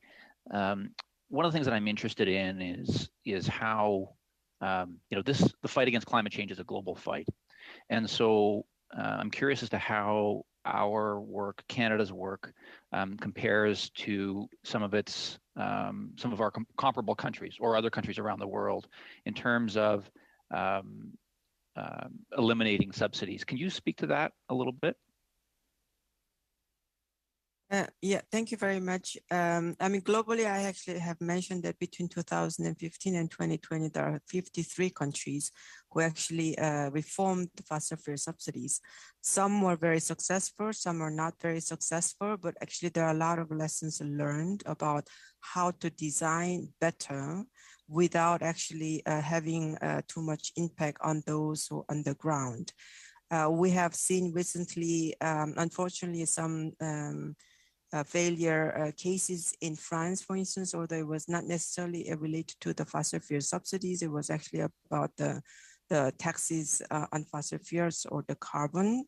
But what I actually want to emphasize is that in European Union, they actually do have a very strict rule to stick to the commitments they actually have made on the Paris Agreement, and then fossil fuel subsidy reform is actually included as a part of their plan. I would say that in many other countries, other than European Unions, actually covers many countries in Europe.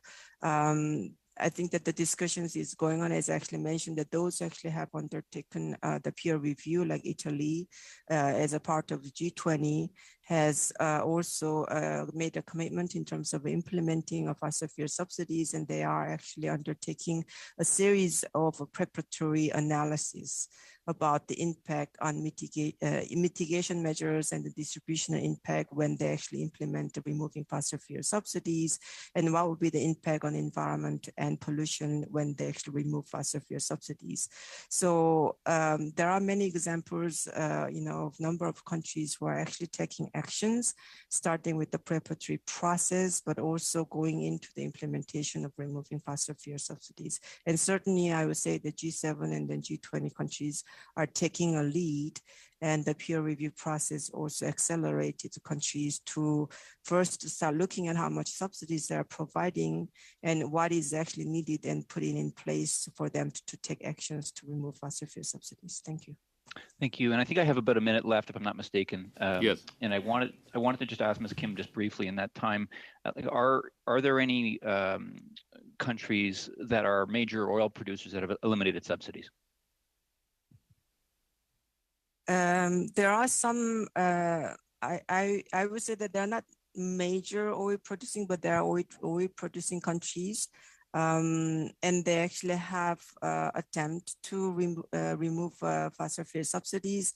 Unfortunately, they were not always successful. They actually had several attempts, but I think that it also timing is important, because when the energy price goes up, it is much more challenging to try to remove fossil fuel subsidies. So when it actually falls in the right timing, and then when there is enough groundwork done, I would say, which actually includes the communication strategies, and communicate with the public about what is going to take place and why is it going to take place.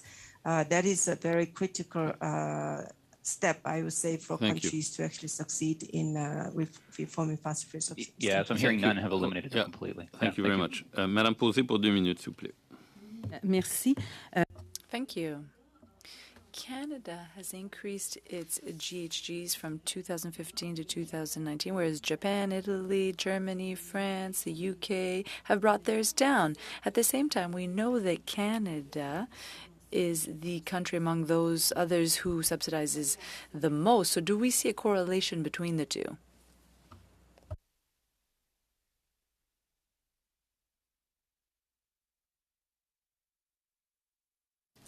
Madame Kim. This is for Ms. Kim. Oh, sorry. I was not realizing the question was actually addressed to me. Sorry, can you just repeat the essence? I'm sorry. Oui, alors. Yes, so Canada increased its greenhouse gas emissions between 2015 and 2019, whereas many other countries, Japan, Italy, Germany, the UK, France, they brought theirs down. However, we also know that Canada is the country that subsidizes fossil fuels the most. So do we see a correlation between the two? I cannot speak based on any study which actually shows the correlation. But I would say that if you actually look at the NDCs, for instance, across countries, we do see that many countries included removing fossil fuel subsidies as part of their action point to meet their climate change goals and commitments. So I can only speak based on those informations that countries who actually made a strong commitment under the NDCs. Madame Kim, Ms. Kim, sorry, I don't have a lot of time, so I'll interrupt you, but I think I got part of the answer. My last question is for Mr. Brunin. The Global CCS Institute published a report. There are 29 facilities of carbon capture around the world, and 8 of them are supported by the government, so they have subsidies, including 4 out of those 8 that have subsidies in Canada. And you, well, there's millions that were distributed to shareholders. There was a tsunami of federal support because of the pandemic, and so it was already in March, there was a request for more help. So how do you justify continuing taking public money with all the work that needs to be done for the environment and for the future of society and future generations? Answer the question unless someone else brings up the question for you to answer. We'll go to Ms. Collins, please. Thank you, Mr. Chair. To Ms. Tucker, it's been mentioned the UK and Italy have recently concluded that no fossil fuel subsidies are efficient. What can we learn from these countries? Yeah, so this one's actually very recent, but I think a really important example is that Italy, actually in the last few weeks, in response to this the current invasion by Russia of Ukraine, has introduced a windfall tax on oil and gas, and I think that's actually a really important measure, given that oil companies are giving kind of record-breaking profits directly to shareholders at a time when we're, in a global crisis and have urgent transition needs. But on the studies done by the UK and Italy specifically, I think it's really looking at where we need to be going with our energy system. Is that we need to be seeing a phase out of oil and gas, and it needs to be one that's just in terms of impacts and actually orderly. And so if we fail to act, what actually happens is that workers will be hurt more because we're expecting to see more and more volatility in oil and gas. And so because we've got a very short time, very quickly, why is it important for countries to use standardized reporting metrics? Yeah, I think so. We know it's a global 30 seconds, please, crisis. And so, being able to compare impacts and actually have emissions reductions work across borders as we trade goods and have that harmony is really important, not to just see unintended consequences of spillover or extra production abroad. Thank you. Mr. Lewis. Thank you, Mr. Chair. And, I would like to go back to the member from the Bloc Québécois. I thought she had a really good question there, and perhaps I would cede my time to allow her to ask her question, sir. Go ahead. So, Mr. Brunin, this is your opportunity, I think. Sure, thank you. When we look at, first, let's look at sort of the term subsidy. We look at, there's no production subsidies for our industry. But in terms of investment in emissions reducing technologies, that's a necessary requirement to sort of move the technology forward in a commercial way that will generate the investment. And what we see is joint collaborative investment with industry and with government to achieve the government's and societal objectives of reducing emissions. That's sort of the founding sort of rationale for it. In the absence of sort of government sort of joint investment, the private sector simply doesn't have the means to sort of make those levels of investments. And it's also a function of the dynamics with global energy demand, which will continue to increase in the future. There's been substantial underinvestment in the last couple of years, which has created the crisis we see today. From a public policy perspective, we need to think long term, very similar to what we saw with the federal government's emissions reduction plan today, where there are incremental measures to focus on achieving reductions over time. And this is one mechanism to do that, to sort of share the investment in a way that's competitive and comparable to other jurisdictions. Canada is by no means a leader in CCUS. We need to be comparable with other jurisdictions. Thank you, Mr. Brunnan, sir. And Mr. Chair, time left, please, sir. About 2 minutes, Mr. Lewis. Excellent. I just one more question then in the interest of time, again, back through to Mr. Brunnan, the witness. So some countries, such as the United States have recently taken steps to reduce their reliance on oil, gas, and coal produced in Russia and to find alternative sources. So could Canada's efforts to reduce fossil fuel subsidies interfere with its ability to respond in this situation? Potentially, depending on how they approach it. If we look at this in a way where we're treating the oil and gas industry from a tax perspective like any other industry in terms of how it's sort of taxed and financed, then that's neutral. And that should enable the industry to compete on a level playing field with any other jurisdiction. If we look at it in terms of the scope of global emissions that can be displaced as a result of the responsibly produced energy, as well as the emissions reduction increment that we bring to the table, combined with the security of supply, that's where we can see Canada should have an advantage. And it's not an advantage necessarily that we're looking for government to support. It's merely one where we're looking to recognize the role that we can play on the international stage to help displace foreign sources and alleviate the energy crisis that we see globally. And if I could just add one more point, during the pandemic, oil demand dropped to 95 million barrels a day, and it's back at 100 million barrels a day, and aviation is not fully back online, and it's going to go up when it does. And all of this is very connected to people's standard of living, to global supply chains, to the tractors that run every farm in the world. And if there is no substitute, I appreciate Ms. Tucker's comments, that is going to replace all of that when you cut off supply, which when you talk about stopping lending, you're talking about preventing businesses from providing a product that people need to operate things that people need. Thank you, Chair. Thanks very much. Thank you, Mr. Chair. Thank you. So we'll go to Ms. Thompson for the final round. Thank for you. the final questions. Thank you, and I will try to be quite quick with this. I suspect, Ms. Joseph, you might be the better one to answer, and it concerns fossil fuels in Canada not just being restricted to support from the federal government, but provinces and territories have jurisdiction over policy and regulation. So how does the federal government coordinate and engage with other levels of government to facilitate reduction and elimination of subsidies in accordance with international commitments? So I think that on the production side, again, it's our view that there are no production subsidies in Canada.